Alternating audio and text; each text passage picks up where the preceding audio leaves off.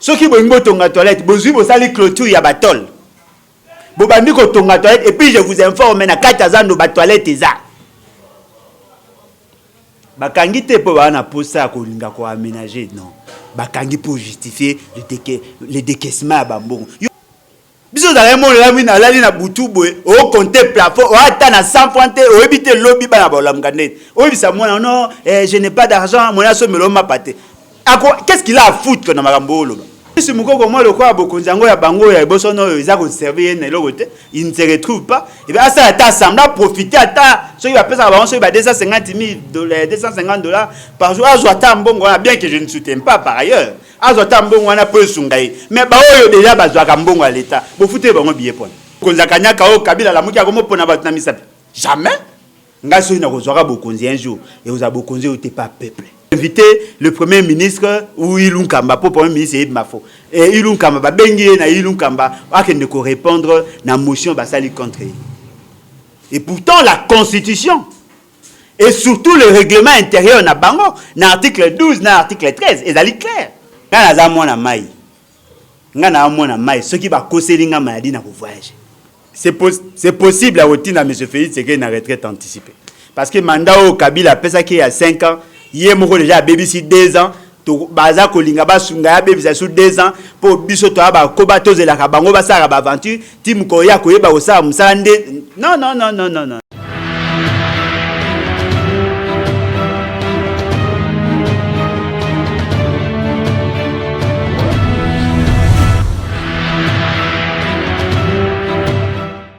Et si nous avons que vous allez belé à Kolanda Bisso, émission na bino vérité pesame na ngai molobe na bino Naomi Akinaka.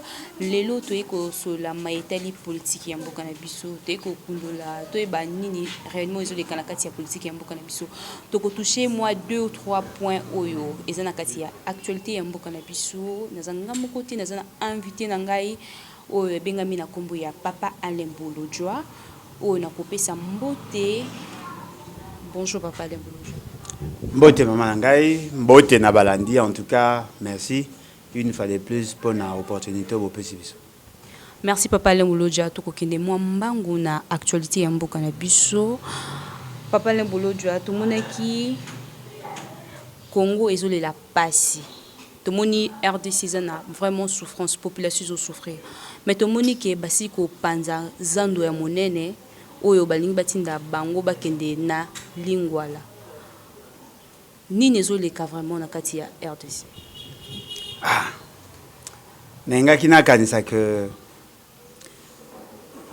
question ezali mal posée na sens ya koloba ke bonga to bana question mususu mais na remarqué bonga to bandaka na wana parce que yo mo yebi ke tango poser question mba mo matinga mafuta pona olakisa comment naza vraiment déçu na ba soi-disant ba dirigeant oyo ba na souci à peuple te. Omoni biso toko bani biso toza on dira pas qu'on est des privilégiés.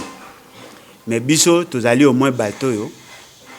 Nzambe to sinon to longwa na moi ba problème misusu ya mikie o bandero mususu bazanango. C'est-à-dire que to bongate mais au moins toza ata na chance ya kosala effort ya kozwa mungu ya kotia na pota. Ba mususu ata mungu ya kotia na sala lemba na ngote. Mais ba soi-disant ba dirigeant oyo ba comprendre lo kwa nte. Bango ba kanisa lo kwa bana na bango ba kenda ko gaspiller ba mbongo ko ça ba dépense, tous les Congolais ont la même réalité. C'est pas ça. L'onde to zabwe. Ezana ba Congolais ana elote. Elo tant to lo belote, c'est-à-dire elote. Makoyo ko bota ka courage, abeti soit makolo, soit avec 500 francs à ezan. Tant a commisant au mona ba jeune belé. Boga afandi liboso yo kaisa otekelo te abenga ba bana kwata bango susi na bango ezaka pasa na posa bango za nini kaka koya kozwa yo siko zali amema yo sikelo oluka après na suko pese moi 2000 moi 3000 yango nde permettre ba ba vivre. Ça ce sont nos réalités. Ba soit disant ba dirigeant na bino ba comprendre le kwante ba kangizana mutu moko te ayebi soki ndenge ba kangi ba ofungola kan ata bango mo ba yebite. Mais bakangengo pour na babi batia propriété zanduza vraiment sale. Maman, on les a ba makamba on ba oluba. Est-ce qu'un homme sérieux peut réfléchir comme bango? Tant que bisou que mata mafuta, c'est ça en fait la réalité. Au moins le mot est simple.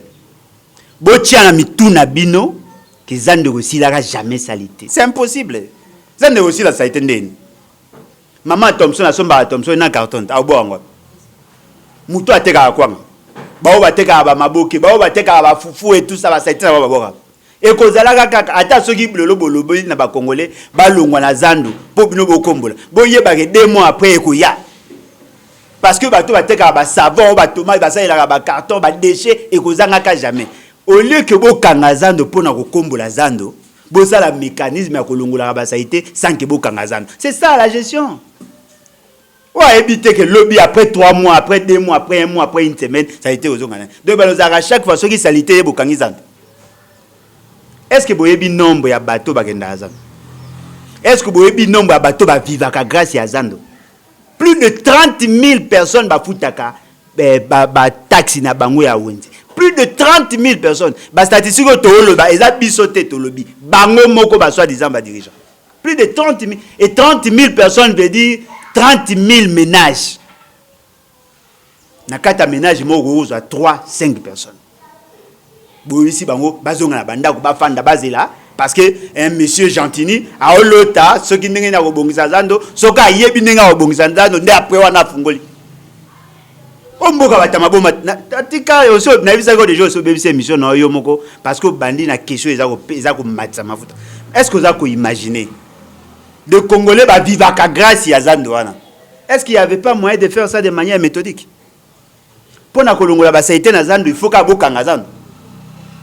Na moi maelo ya mikeso to yebi boko ça te oui OK à partir ya lelo ba no kanga zando à partir ya 15h. Faut pas bongisa. 16h bo bandi misala. Ti 22h 23h batona yanga ni loka ba futa bango bien te bozongisi bango na bandako. Bolongoli ba saité bo désinfecter. Soki bo tonga toilette bozui bo sali clôture ya batol. Bo bandi ko tonga toilette et puis je vous informe na kata zando ba toilette eza. Bakangi te po bana posa ko linga ko aménager non. Bakangi pour justifier le décaissement à bambon. Yo so mona basala programme sans chronogramme. Oh to ko bana ko kanga le 20. Oui, to beti maboko. Bon ko funga bo funga ka. Ba yebité.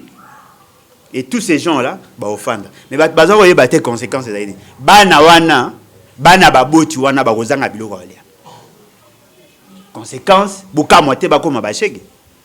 Tango ba okoma ba chege, to ko bimisa susu mbongo, to pesa susu comme on est kanyama, oh mususu akambaza kanyama yani. Kasongo, to pesa su kasongo, aba na su ko traquer bana biso poto edikaki ba mabe. Eza ko lakisa ke bato ba na souci ya ba congolais te. Soki ezaki ba rwandais. Voilà. Et ça passe. Papa, est-ce que la population ya ko bebisa babilo ba bien na bango moko ko revendiquer parce que ba revendiquer ba droit na bango po ba kangé bango zandu ko bebisa ba mesa o ba teke la kabilo ko population za na raison to za na tort parce que bango moko ndem bazomi bo. Maman na ngai photo e ba eloko moko. Biso to za politique te soki peuple asai mabe to betela maboko. Mais ceux qui se peuple à sali ma bepo aza ko revendiquer droit na au beau violer na au côté la peuple abuki nakanda est-ce que ceux qui bossa ko tout monde qui est ngabuka est-ce que vous imaginez ngai ndenge na sawa ngai moi je suis un chercheur na gagnera vie na ngai na consultance c'est-à-dire que mutawe ko ya bino na za na posa na sala étude moko boy ou be élaborer nga projet na jui ordinateur na nga na sa musala esili otine nga mbongo na nga soki na mpesa to na manigramme consort na jui na tindi mwene na zabu soki okangeli nga mbongo esika mbongo na nga ekota na kozala mal à l'aise pour moi si na nga na bana baliaka siko yozo linga batu ba betela yo maboko ozoko privé bango revenu moyen ya kolia tant musubilo po kozali no bilenge biso za mon la mina la na butubo o compter plafond o ata na 100 pointé o ebité lobby bana ba lamgane o bisa mona non je n'ai pas d'argent mona so melo ma paté qu'est-ce qu'il a à foutre que na makambo loba l'enfant va exiger à ce que ma paisa a na posa o pesa e formule nengo zuma paté ye na tongo il doit manger nous souffrons au moins ba mande pa pembe yo ka seza ni ka pona âge ah j'étais papa yo koli na zo bisa o mobali azabi eza monde bitumba to bunda siko na ota siko ba jeune nyonso wana ba mama nyonso wana na kati na bango basa ba soda baza ba chômeur bazali ba veuve bazali basio ba na eloko mususu te a part koteka bolingini basa kindumba po bondima ke ba na passe tango sama bosa tamara avec amour omoni eloko ezo boma biso zaini ba soit disant ba dirigeant na bino wana bobenga ba dirigeant ba iso na mitema te ba cœur usage unique et c'est ça là ba boaka vie eza pasi na Congo. Yo zo tata ko tia moi ba tout ça mais ba mususu ni na rien. Est-ce que vous avez imaginé ba jeune ba oteka mabende? Bobi pesa ba zo mabende? Ino tambola baka. Agotambo la commune mobimba oluka mabende. Vous savez ils vendent combien par kilo? 200 francs. Mais quand on imagine muto otambo la Congo Kinshasa mobimba et puis na suka journée msuba ko za msuka 2000 francs ya pamba. Akepa mama quoi? Acheli moi debout la foufou 1000 francs azu moi pondu à 500 msusu même les achats mai 200 francs à traîner à 300 pour lobby à habiter. Siko batu wana ndebino bo privé. Est-ce qu'il y avait pas moyen de ça en sorte le quoi l'état zangi mbonga wasai. Bozu bo somi ba mapangu na ba commune moko bo moni que il allait attractive, bozu bo sali ba zando ya malamu, bo silisi, bo longoli bango le quoi bo moni que bango ba adinya ko za na gombete. Tam supo ba taka ba mapapa ba pauvre boboyi bango baza na gombe botike la gombe ka bino bato boyi ba mbongo ya l'état et même ça ngo état de manière méthodique. Comment toutes ces familles là vont vivre? Ce que les gars to ebi que non voilà misali ko bana le 20 et aussi la l'état de bibo to kanga mutema pendant 10 jours. Ayebité. Yango moni ya mo so tai kombo elandaka. Moni gentini bi marabie poza koma munde. Obi ngobila. Libongo ngobi. Oui, pour le bachango libongo ngobi, bachango comment ngobi. Parce qu'il y a des ordres des alawan. Donc il y a des ordres. Yo no lobi nga bi qu'il y a un esprit, il y a des ordres. Kombe landaka. Bon yo bi kombe landaka. Nga lobi kombe landaka. Ça c'est une gouvernance de pacotille. Ce n'est pas comme ça on doit gérer la République. Toi na poste tant bo gérer bote na compte ya souci à peuple. Pour mo boti morote akolinga, bokata esika liaka kwanga. Ils ont été une émission où ils ont caméra non à boaki. Caméraman non c'est pas ébique sur caméra les États-Unis d'abord. Ce qu'on va ça ba congolais na éviter sur imiter mama be angweza. Ce que za qui ba rwandais ben va ça le quoi. Voilà. Merci Papa Alain. Tu es comme on que ba sénateur, ba député, plus grave le sous tu es comme on a fils moko kopé assis kolanda ba joueur na biso étant que supportrice na Kani kuna. Est-ce que la population va souffrir? 12 bango moko va déclarer 12 millions, bango moko va déclarer 16 millions, bango va déclarer 35 millions. Finalement, mbongo wana bakoki kozongo te, batiango ta na éducation ya bana, ba pesa ta ba ke kotongela bana o bazana ba Équateur kuna ba bombe, bakoko zongisa bana classe te, bango ba pesa ngo ba sénateur na ba député, ba ke ko gaspiller kuna na Kani. Maman ngai, ceux qui va pesi ba député, ba soi-disant ba député na ba soi-disant ba sénateur. Et ça passe pour ba nango. Mutu sora na posa ko soutenir équipe na ko se déplacer avec ses moyens. Mais eux ils allient ba bimisi ba on va pesi ba frais d'émission, ba fouter ba on ba billet, ba séjour na charge à l'état. Ce qui veut dire que l'état y a dépensé. Mais eux état lineti ndeko ngai fils mukoko. Botika ta profiter. A profiter ta bocha ta na liste ba supporters ango o ba chaki wa yo moi a supporter pour appeler muta passe net ba congolais nyos ya ne na problème te a okoma kuna ko epe oyemba bongo ba sénateur ba oyemba pour motiver ba jouer ba ngomo wona no ba soit des ba sénateur ba olata ba cravate na stade alati cravate na chemise afandi a olinga ba batala ye a ko sura na muto aza ko filmer bala kisega za ye kuna mais mukoko ko ata ko yemba Oyo apouye kende mukoko kende kuna za un problème te. Maman, ya za na liste ya ba etchecheri etchechera. Ya attaque na omona normal parce que ba ke baleke ne lote. Mais lo eza mabezali que l'état za kozwa charge ya bato ba ke kuna pona ko frimer. Na mona ta mutu moko te kuna oyemba ba sénateur. Ouais, yo moni ata na bato ba onda chan. Bo moni ba sepela. Parce que ils sont là pourquoi? Supporter l'équipe. Non mais supporte l'équipe en quoi faisant? Ba ça nini? Ba invité lo moté. Tant je peux na carte na ba ba ebi ata norme ya ba le pe ba ate. Mais fils mukoko moi le quoi bokonzango ya bango ya boso no za ko servir ne lo côté, il ne se retrouve pas. Et bien ça ata sembla profiter ata ceux qui va payer ça ba 250 000 $, $250 par jour. Ah, je attends bon bien que je ne soutiens pas par ailleurs. azota mbongo wana po sungai mais ba oyo déjà bazwaka mbongo à l'état bo fouté bango billet point mais ba foot na ba frère na ba moko bien évidemment bon le coup on va commissaire na batu ba mbongo ya kanyaka. Il faut que l'état y ait pour rationaliser sa gestion. Il y a ce qu'on appelle la hiérarchisation de besoins. Lorsqu'on est dans une situation de pauvreté, il y a des dépenses qu'on ne fait plus. Vous avez dit na fandi bo ah na zu molimo kotenga na zu mbongo na somba mutuka. Sukaka wana. Ozape la tana ida osa taxi te otambola na mutu. Obosani carburant en kati, vignette na kati, obosani qu'il faut fouta mafuta, entretien. Nous en économie, avant de faire ce genre de dépenses, il faut anticiper sur les éventuelles dépenses. Mais à l'État congolais non. Ils ont l'argent pour tout, sauf à retoucher le peuple. Il y a un peu d'exemple, enseignants et comme ça. Raison de plus, c'est la gratuité, la classe. L'État congolais n'est pas en mesure de payer les enseignants. Mais quand il s'agit de leurs histoires à eux, ils sont prêts à décaisser l'argent. Il y a aussi des dépenses imprévues, des dépenses irréfléchies. Et au finish, on va nous dire, non, voilà, l'État congolais n'a pas de moyens. C'est nous qui payons l'impôt, messieurs. Mais on fout à impoter. On a mis au Tchèba Soda.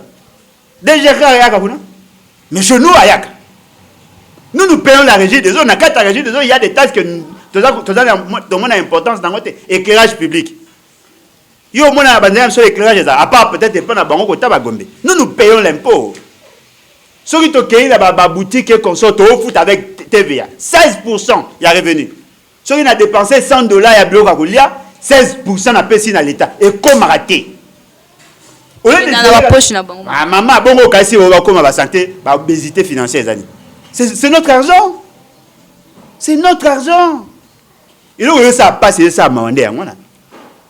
Non, on a mon abat, beaucoup de tina te le roi batote, beaucoup de mots pena ya chanana. Ils ne savent même pas qu'il y a dans ces pays des territoires qui n'ont même pas $10,000 à budget. Va habiter. Papa, là, il faut pas comme ça gouverner. Comme ça, Kabila la mukia comme pour na misapi. Jamais. Ngaso ina kozwaka bokonzi un jour et vous a bokonzi ou t'es pas peuple. Au moins soki bokonzi na yo ou t'es pas peuple. Au tambo avec Ndembo, avec fierté. Mais soki bokonzi na yo t'es pas Kabila, ato au tambo na nzinza au monotinati.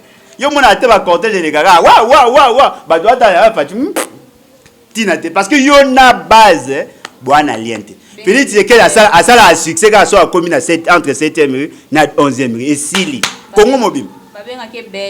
Ah maman, yo so mona cerveau ko za en béton. Cerveau ko za en béton. Papa Len tout mona ki bemba na Moïse Katumbi ba na union sacrée et après ba longwe et comment na lisusu ba ke ko sangana na Kabila. Analyse nous par rapport à tout ça. Ko sangana na Kabila officiellement, mais na union salée na bango na Kabila est dedans. Au moins les boulot na union sacrée ko uta bataille de peste. Bata mayele ya niveau à réfléchir union sacrée baate. Ce que moni union salée na bango ou union dite sacrée, c'est justement parce que le laboratoire ya Kabila né salaki. Est-ce que batu baye ba ke caméra lobela ngo bandaka? Est-ce que batu ba 8 ans ya kotanga notification oh bah pesa qui papa na biso baati le kwebo élargissement ya coalition élargissement ya majorité c'est-à-dire que FCC cache plus ba bimpumbulo ba ina sima ba bakisi rien n'a changé et ça boule ya Kabila yo monite ke ba koyo makanisi ba yaki ya mi ba ona paye de nani na cité de l'Union africaine ba kolo boulu wana ba yaki donc ça va la théâtre de chez nous. Maman, on a eu copé bloc à Rwandais justement pour désorienter la vision un peu. Et c'est fait à dessein. Bato bayebi makambo ya politique à Congo, bayebi que les autres ça mes aventures. Tout que les cas réfléchir malembe. Mais ce fait c'est que la Abani doit mettre en évidence 8 points de divergence. Après avec ça un discours prophétique il y a 37 minutes ou 36 minutes de poussière. Ou à bengi bato ba ya na union ça. Il veut se constituer une nouvelle majorité. Pour que va aider à ça à Kouma Mokoni. Ce qui va aider à redissoudre l'Assemblée nationale. Tant qu'il y a le Bawana, il n'y avait pas de crise entre l'institution Assemblée nationale, le Parlement et le gouvernement. Mais aujourd'hui, il y a une crise entre le gouvernement et l'Assemblée nationale. Il doit dissoudre le Parlement. Mais dissoudre parce que babi ceux qui président à côté na pouvoir à parlement été ensemble été pardon, il faut dans une année il faut dissoudre. Déjà tu as commis 2 ans déjà à dissoudre et puis qui s'aminde à salango avant que une année koka. Aujourd'hui, nous attestons qu'effectivement il y a une crise. Parce que soi-disant député na bino bolo barazo ba lo baraki bino bo vota bango soi-disant député. Bauti ko pesa bauti ko tinda bauti ko inviter le premier ministre ou Ilun Kamba pour premier ministre et mafo. Et Ilun Kamba ba bengi na Ilun Kamba akende ko répondre na motion basali contre. Et pourtant la constitution et surtout le règlement intérieur na bango na article 12 na article 13 ezali clair. Ce fameux bureau là au bango batia kabilisto batia wana na bureau wana n'ont pas le droit de convoquer un premier ministre. Ils n'ont pas ça. Non mais la loi est claire. Le règlement intérieur est clair. Le bureau d'âge n'a pas le pouvoir de faire ce qu'on appelle le contrôle parlementaire. Matière où il y a occupé d'aller valider mandat. Quand la législature avait commencé. Pas où il y a bango ya kanyaka baosa là. Quand la législature commence, ceux qui sont appelés à faire c'est quoi? Qu'on valide le mandat, c'est-à-dire qu'il va reconnaître que les députés, que les députés. Ce qu'on appelle l'accréditation, la carte d'accès. Là, c'est au début. Avant que la temps où c'est a publié le résultat, 15 jours après, il faut procéder à la validation, il y a mandat, parce que il y a d'abord bureau provisoire, bureau d'âge. Bureau d'âge est là qui le député le plus âgé, il y a 2 députés le moins âgés, il va constituer secrétariat, il y a le président, il y a bureau d'âge. Mais ce qu'on ça mes amis, il a dit que le bureau d'âge est convoqué un premier ministre, alors que ce qu'on dit l'article 13, il y a leur règlement intérieur. La Cour constitutionnelle Andimaka règlement les alliés conformes à la Constitution. Aujourd'hui, au moment où nous parlons, cette même Cour constitutionnelle, à quoi c'est quoi? Une cour courte, baouti cause la décision, élargir compétence, il y a bureau d'âge. Ce qui veut dire qu'on vient de modifier la Constitution et les règlements intérieurs. Et ce bureau d'âge-là a convoqué ministre a convoqué premier ministre. Mais le quoi, tu as dit à Kanyaka, Bokondi à Sony, bureau d'âge est convoqué premier ministre. Premier ministre a dit, moi, parce que vous n'avez pas compétence. Bateau, député, non, on y ça. Confirmer qu'il faut pas siéger pour qu'il y ait un premier ministre. Mais ils n'ont pas qualité, ils n'ont pas compétence. Déjà, on a une pétition. Mboka boye yo kasi nga kufana naza nation mutaza ko violer systématiquement la constitution. Celui qui très dur, on allait dire que c'est un pays de bandits. Pays de bandits comme papa. Maman a vu ça, attendez. 18 millions de personnes. Bakena qui n'a référendum, 18 millions de personnes. Balobi constitution wana bango soi-disant la majorité na bango bandimi. Mais le lot, 500 personnes. Disons, 300 personnes. L'obité constitution les alliés mabé, bango bangi va changer physionomie à la Constitution. Et vous trouvez ça normal? Quel est ce pays où on violer intentionnellement la Constitution, de manière intempestive et systématiquement la Constitution, et ils ne sont même pas inquiétés. Qui a donné à cette fameuse Cour le pouvoir de modifier la Constitution? Ça, c'est une modification de la Constitution. Le Premier ministre peut être déchu de ses fonctions par le bureau, il y a Assemblée nationale, par la plénière Assemblée nationale, convoqué par le bureau définitif. Pas un bureau, il y a kabiliste, non.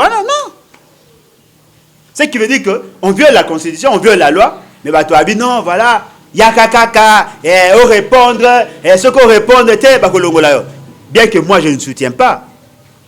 Parce que nayebi que dali bokonzi ya kanyaka, bokonzi ya forfaiture. Mais c'est que je ne tolère pas que la Cour constitutionnelle est comme un bras séculier d'un parti politique.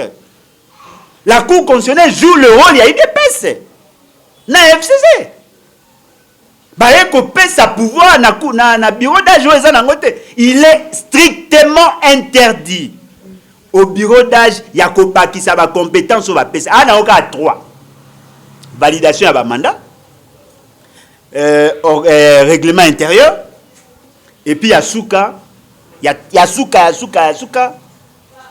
ezali ya ko organiser ba élection soki bomoni ki boa na majorité qu'est-ce qui manque na bango ba convoquer élection afin que ba élire ba membre ya bureau bien que na ndenge ya kanyaka ba élire ba membre ya bureau ya sika et ce bureau là est le premier ministre. Pourquoi bango ba oué la kolongo la premier ministre alors que le bureau définitif de l'assemblée est non installé? Ba oué olongolé parce que ba monique a commis incompétent azo sa musane malamuté. Maman azaki incompétent un jour avant ba nommer.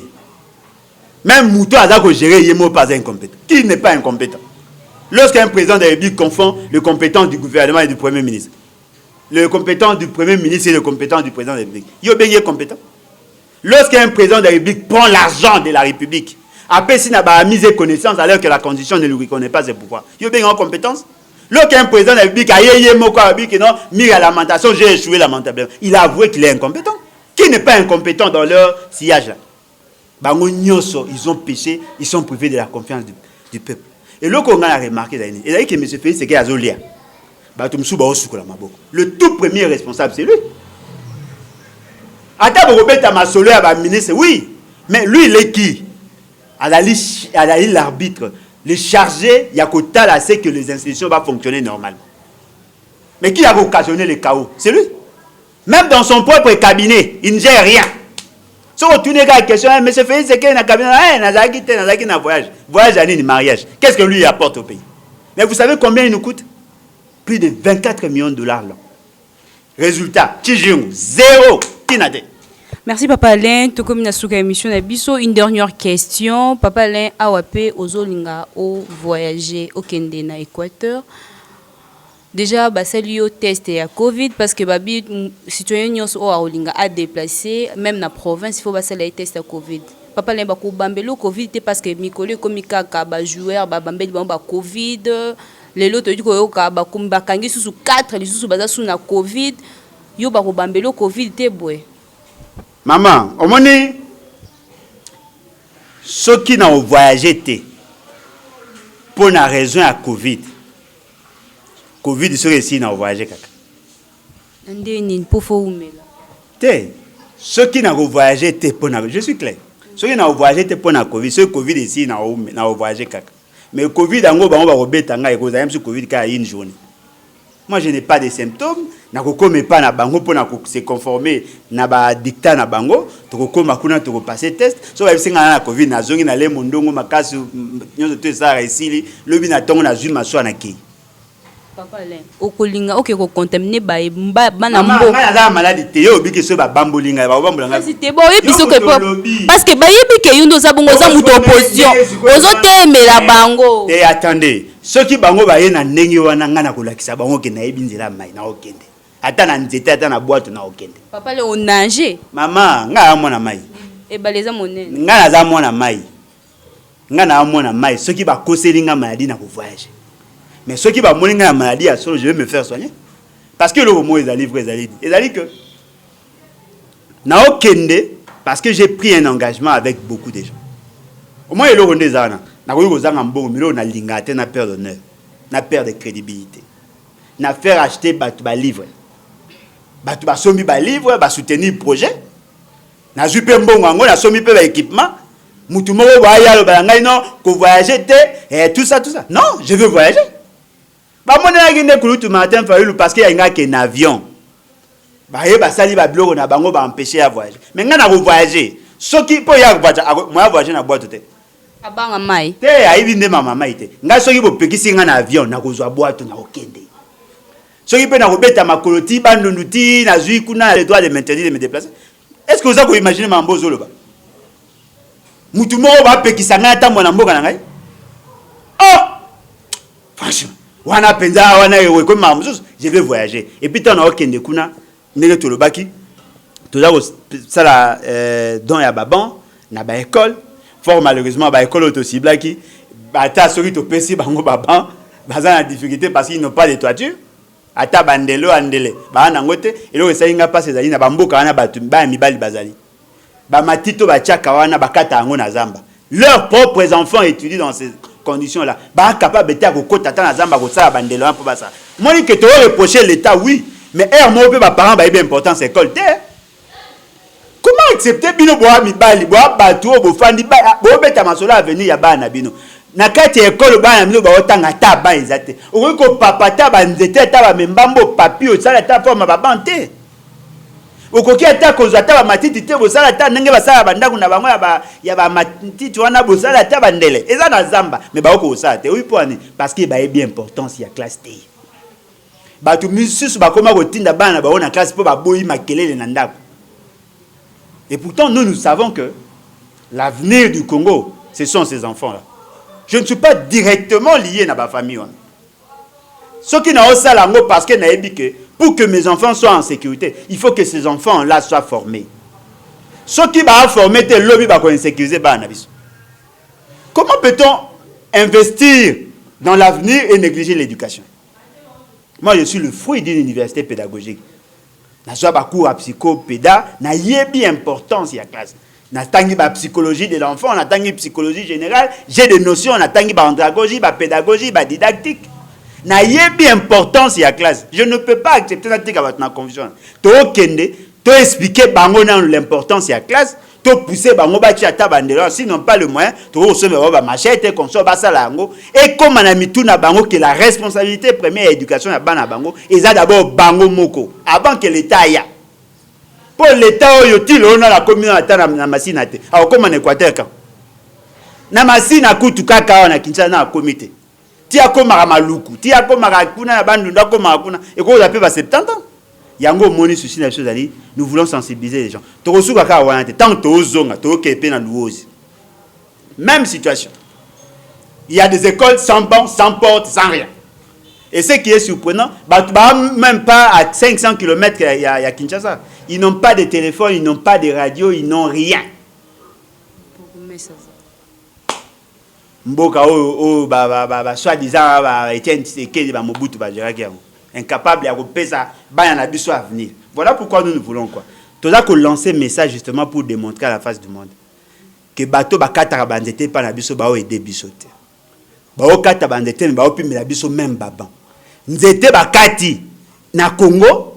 Mais moi, nous avons une place à na bante. C'est ça notre combat. Tant que nous avons une image avec Bino tout ensemble, nous avons un petit documentaire. Il y a un UNESCO qui a appuyé le livre. Pour mon niveau, tu as Tchango, tout ça. Ce que c'est la deuxième étape, tu as été kaponanga. On a été pona batu. Mais tu as été oyanga. Mais support wana kozwa. Na ko démontrer na face ya monde que le monde est injuste. Ba okata bandete na biso. Mais biso moto ozanga ban to lakisa na ba entreprise nyonso baza ko gérer ozu loka ba manyema union ya général onani tango fort auti ko profana même ba tombe na biso na bamboka matiki rien. Donc ce entreprise elongwe na nyonso basali rien batongi ndaku te babongisi nzela te basali ata école te bapesi ba ban te ata porte ya administration bapesi te. La province profite en quoi? C'est ça la vision ya livre. Livre autant que comment qui ango et là qui justement pour mettre en évidence cette réalité. Et sur les vidéos on a beaucoup de monde qui soutenir davantage les livres. Et quand je vais commencer à vendre les livres, je crois que cette fois-là, ça a vraiment effort que tout va organiser la conférence et comme ça. Bande qu'on a biso à poto, barolinga ba invité biso, ba na pays Afrique, tu vas expliquer livre pour créer le déclic afin que la population congolaise de manière globale aille qu'est-ce qu'on fait de nos ressources. Voilà. Merci beaucoup. Tout comme vraiment na suka émission na biso boki ndenge nini mwana mboka siko limbola asiko tia le point sur le Z par rapport à maezo les kanakati ya République démocratique du Congo.